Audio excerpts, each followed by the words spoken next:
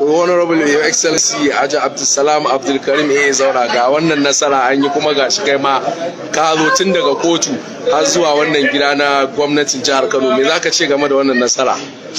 Alhamdulillah. First of all, I want to congratulate our leader, the executive governor of Kano State, for this successful verdict.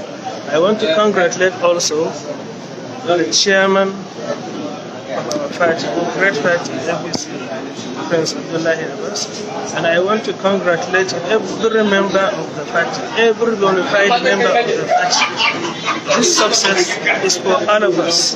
This success reflects the true democracy. This success reflects the true leadership.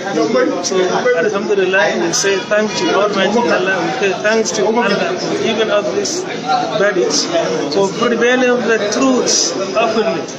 We did not spend our time for nothing. We spent our time for this success.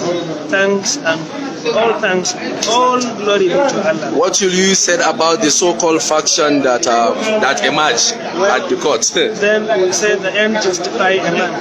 The so-called faction have seen where they are today. My advice to them is all of them to come. Let us together. Let us unite together for the success and for the benefit of the party, for the betterment of the party.